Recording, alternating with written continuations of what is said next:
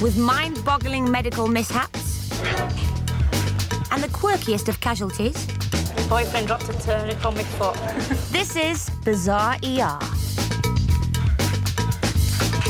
And for the first time, we've camped out in not one, but two British hospitals, Northampton General and Bradford Royal Infirmary. Hello! To bring you the curious cases that are all in a day's work for the stoic staff. Can you see your pound coin there? But which have to be seen to be believed. Plus, we've scoured the planet for the people who, thanks to amazing medics, have survived the most extraordinary accidents and emergencies known to man. Nobody believes they're going to get the Black Death. So scrub up, sit back, and enjoy the sometimes silly, often odd, but never dull world of Bizarre ER. All I can say is thank heavens for the NHS. Thank you.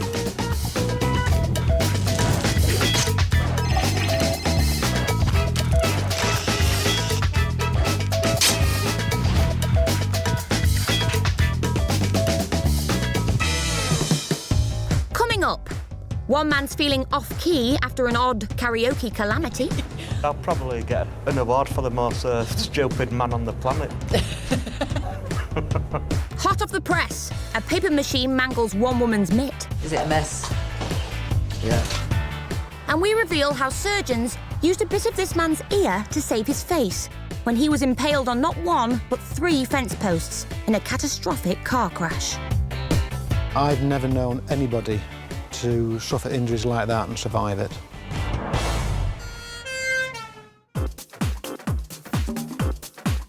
But first, we're heading to Bradford Royal Infirmary, where 4-year-old Nameen Syed has come to A&E with her mum, as there's something unusual caught between her teeth. No, just keep that there.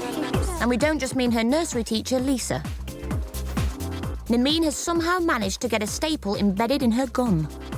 Just holding my finger in place at the moment so that the other end of the staple doesn't pierce her cheek. Lisa's had her finger wedged in Nameen's gnashers for nearly an hour, since a classroom assistant noticed her chewing something.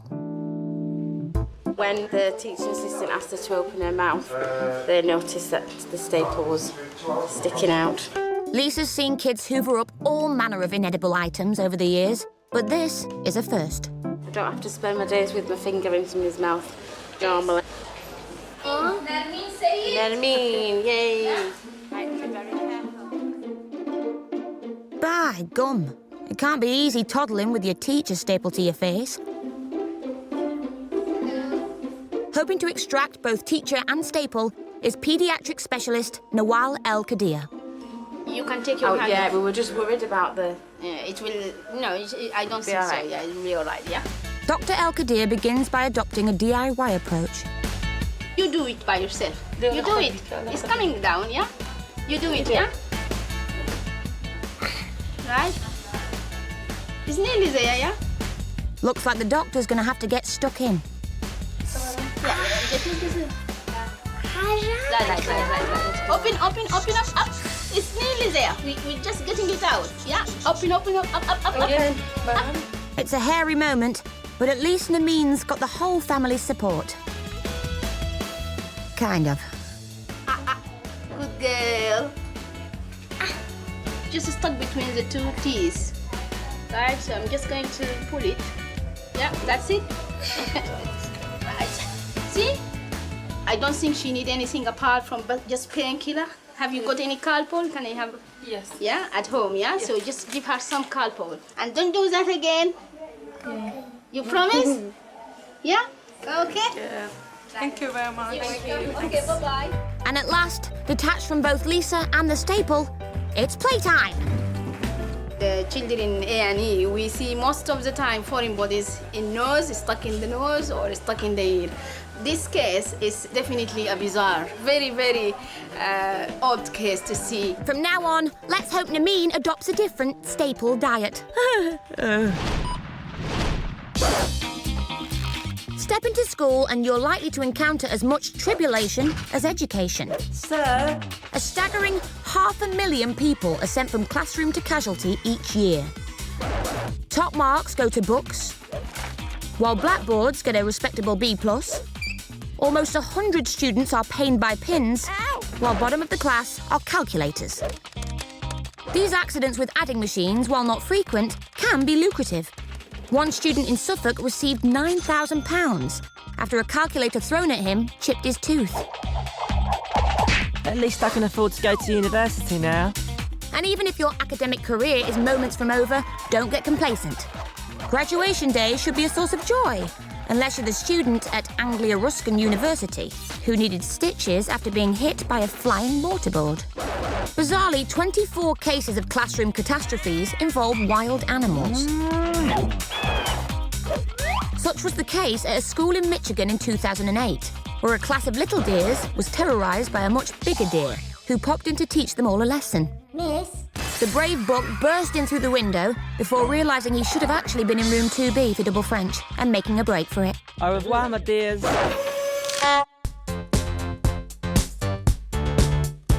Our next patient tonight is A&E auditionee Robert Sutcliffe. A wannabe starlet with a weird wound. Robert's been brought to Bradford Royal Infirmary by wife Jules after stabbing himself in the leg with a carving knife. He's plunged the blade in with so much force that it came out the other side. I'll probably get an award for the most stupid man on the planet, but... Ah, don't be too hard on yourself, Robert. Not many people can claim to have single-handedly invented a new sport. Extreme karaoke. The night before, having stayed in to watch X Factor, Robert popped to the kitchen to collect a freshly baked pizza. Pizza. Having sliced it up, he was about to come back when he heard his favourite song coming on. Ooh. Robert needed a mic and grabbed the closest thing to hand, a 10-inch carving knife. Dancing enthusiastically, his razor-sharp rendition came to an abrupt end as he sank the blade into his leg. Oh, no.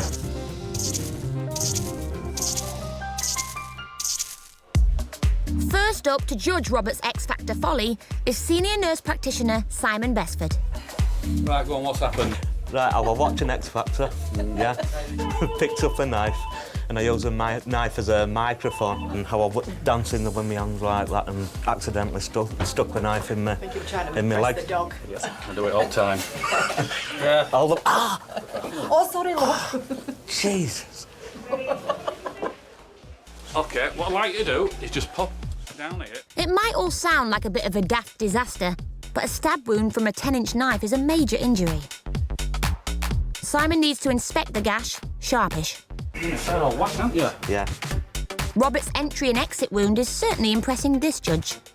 Tend around there. Yeah. Tend around there. Yeah. All that just messing about, you know, dancing and acting stupid. The area's really painful, and given the depth of it, Simon's concerned that Robert may have damaged the nerves, which can lead to loss of function or sensation in the leg, or, worse still, hit a vessel that supplies blood to the rest of the limb. Sorry, you've got quite a haematoma, which is what we call a massive accumulation of blood just around here. You can feel it. Probably caught one of the vessels that actually feeds that muscle, right here, which is why you got this spurting. Yeah. If a vessel or artery is damaged, Robert would need immediate surgery.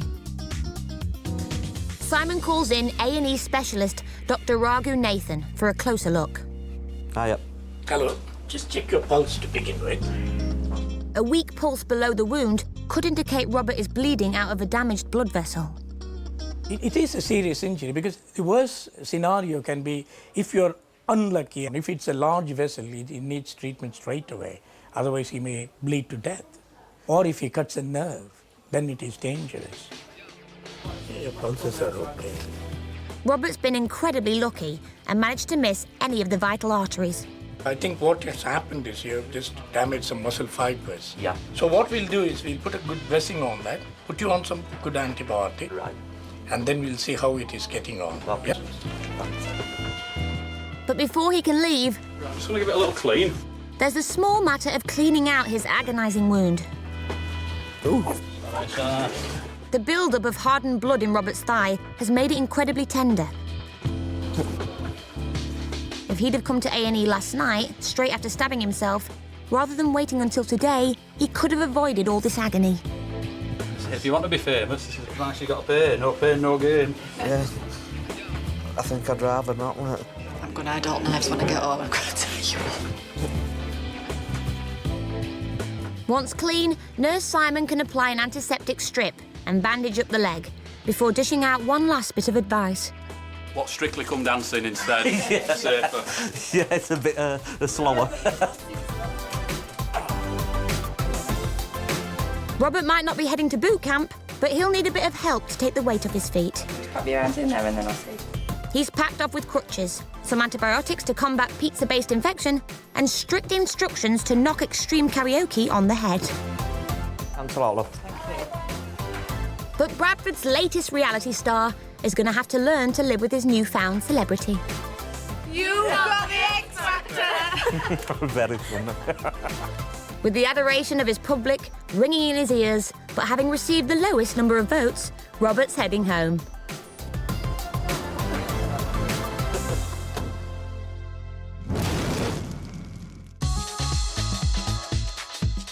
Next, we're heading to Northampton General, where Tom Smith has arrived after spending most of the afternoon up a ladder.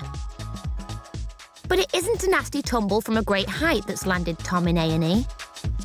Just got blotches everywhere, all over my skin, up my back, just everywhere. But Tom's not allergic to ladders. His weird rash is the result of an odd encounter whilst he was 3 stories up.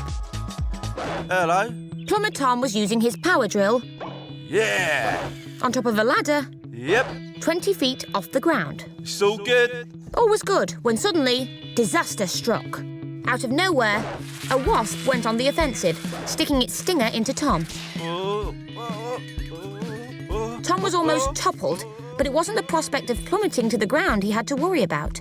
Once down off the ladder, his ears started ringing and his face turned red, so he was sent straight to A&E.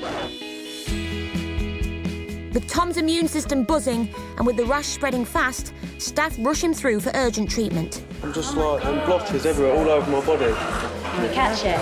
Just as girlfriend Georgina arrives with her sister and the couple's daughter Summer. I can't believe it's just come out so quickly. It's instant, Is it all on your legs and everything? everywhere, all over my legs. I don't feel right, babe. It's right, you can keep that. With these touching parting words, Tom heads off for treatment. Everywhere. I've got stung on my neck. Just have a look. Okay. Got stung on my neck and straight away my whole body is just everywhere. To be honest, I wasn't really very worried until I saw him. And it just looks really painful, doesn't it? Using their own big steel stinger, medics put a line in Tom's arm and take blood for analysis. Their biggest concern is anaphylaxis. Worst case scenario for anaphylaxis is that the airway begins to swell, the person starts struggling to breathe, their blood pressure starts to drop very, very quickly. It can prove fatal. Staff inject antihistamine, hoping this will help rid Tom of his bizarre blotches. With Tom now in safe hands and receiving treatment, Georgina's attention turns to other things. Is it on his willy?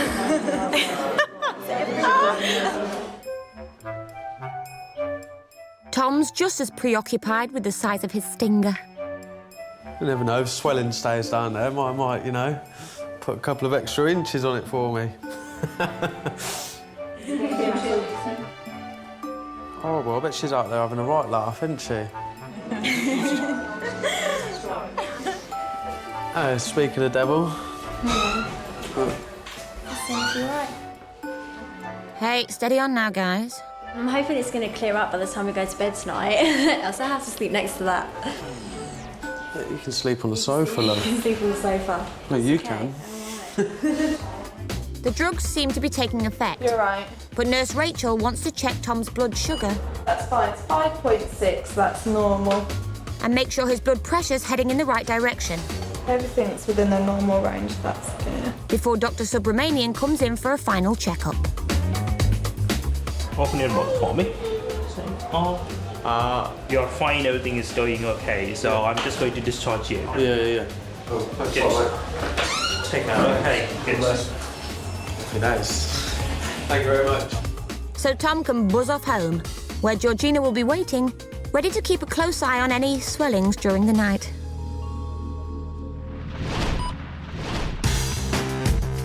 Bizarre accidents aren't restricted to Northampton, and doctors deal with a range of extraordinary emergencies across the UK. After a terrifying car crash, one man's life, limb and face was in peril, until inspired surgeons came up with some surreal solutions to fix him, which included using his earlobe to make a new lip.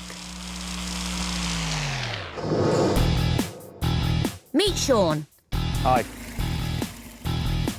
He's a bit of a petrol head. I just love cars to bits. But Sean's love of motors almost killed him when, in a devastating accident, he wrote off his car as well as his face. Surgeons would have to rebuild him, harvesting bits of his own ear to mend his mouth.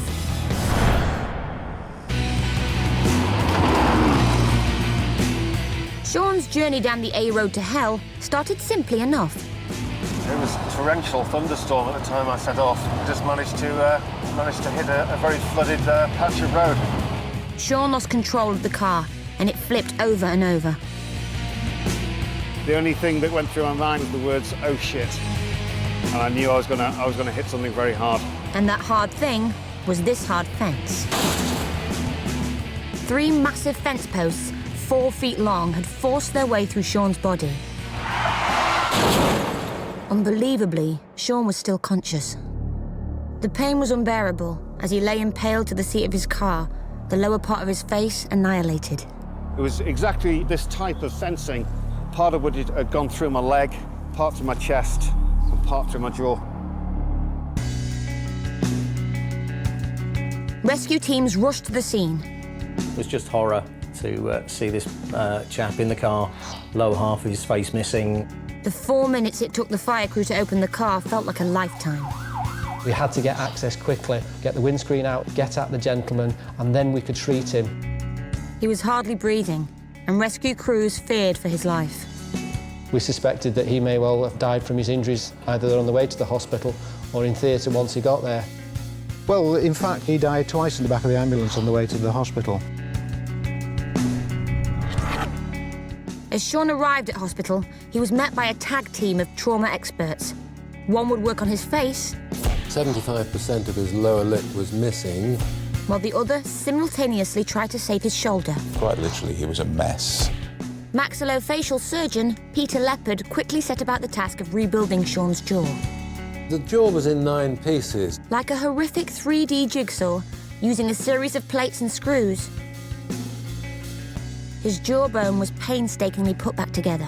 These are bone screws holding the fragments together. Reconstruction of the jigsaw is really quite tricky sometimes. With Sean's jaw repaired, he now needed new lips. That's difficult where you've got 3/4 of the lower lip missing, still at the roadside. Lips are more important than you think. Not only do they hold things in our mouth, they help us eat, and we need them to speak. Doctors would have to make Sean some new ones. But what from? The earlobe provides a reasonable profile similar to the lower lip. Bizarrely, surgeons harvested Sean's own earlobe and stitched it onto what remained of his lips. While Peter Leopard was rearranging Sean's face, John Dwyer was right by his side, repairing the damage done to Sean's shoulder. All of the muscles and tendons and ligaments that normally stabilise a shoulder had actually been ripped off. It was quite the most bizarre injury I've ever encountered. He began by cleaning out the wound. Dirty, rotten, wooden, mouldy fence post material, of which there was an awful lot. There was a large risk of infection. So the wound was kept open and cleaned meticulously, which proved time-consuming. It ran over into Friday the 13th.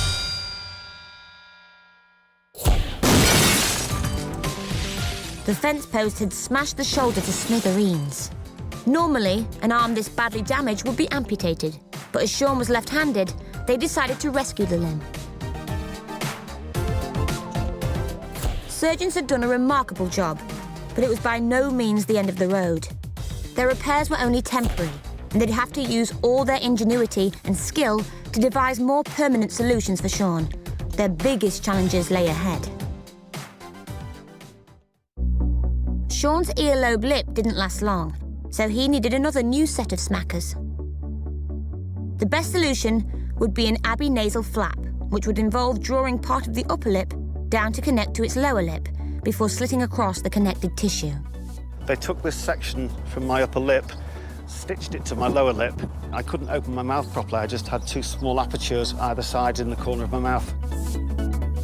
Which would mean Sean's mouth would be stitched together for 10 days, waiting for the skin to graft. I developed a new skill, which was the ability to eat chips and push them through the holes that were in the side of my face.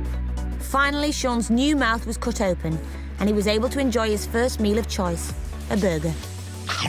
While Sean's new mouth was being made, surgeons were also looking at ways to fix his shoulder, which had so much muscle damage that regular medical devices couldn't be used. Surgeons embarked on a solution that was both bizarre and lengthy, taking 2 years to complete. They deployed a device usually used in children's hip replacements, as it was the perfect size for Sean's shoulder. They lengthened the arm by cutting the bone and letting it grow back while being stretched by an external fixator. The arm that was almost amputated made an amazing recovery, allowing Sean to get on with life. So even though I have no rotational joints, I do have the ability to move my arm up and down. He'd be able to reach his mouth, the back of his head, or his backside, which is the important function of the elbow and the shoulder together. I've never asked him about his backside. The doctor-patient relationship will only go so far. I think we're both delighted that he's survived and he's made a good recovery. I've never known anybody to suffer injuries like that and survive it in 37 years. Thanks to the quick response of rescue teams and the staggering skill of surgeons, Sean's able to live life to the full. No matter how bleak things get, there's always a chance that things are going to be better around the corner, and I've never given up.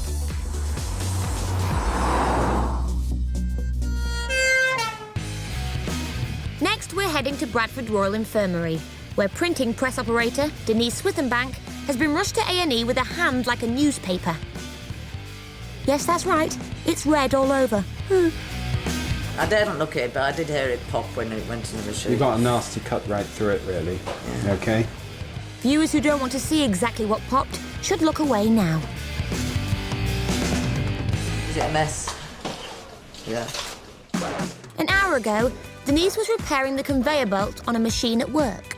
With the belt back on the rollers, she turned the machine on, but it slipped out of position. Without turning the machine off, she leant in to grab the belt.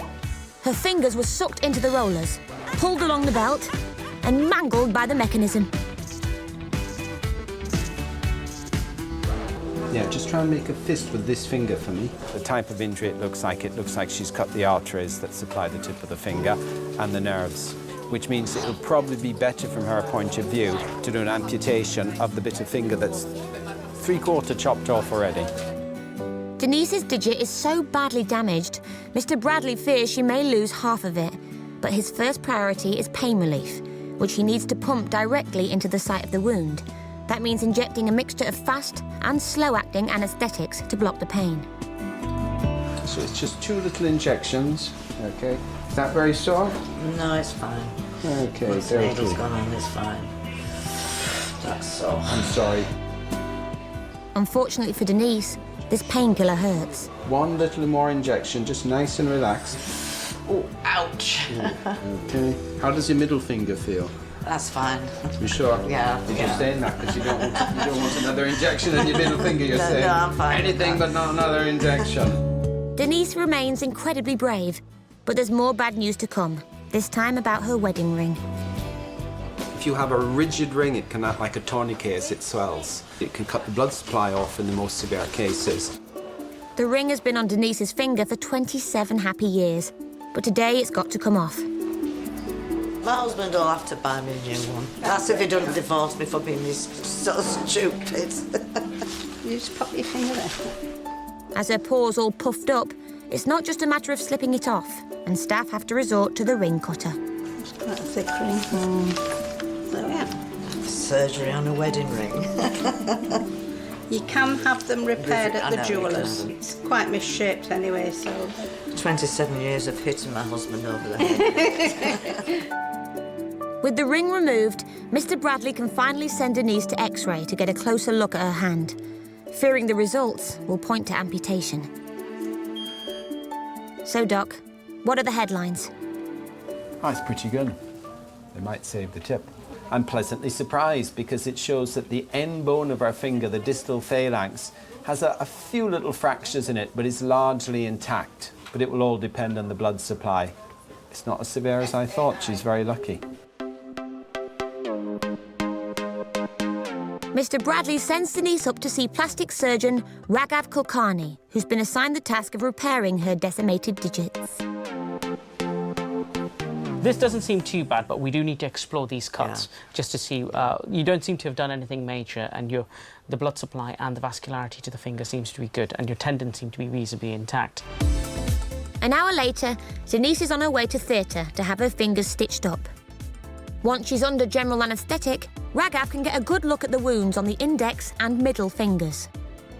He checks for any dirt or debris before stitching the fingers up, and then administers the ultimate medical manicure, sticking her fingernail back on. So now what we're looking for is observing this finger and seeing to that it's kept warm and it pinks up, and we expect it to pink up as time goes by. This is probably one of the better outcomes that we were looking for. So far, things are positive.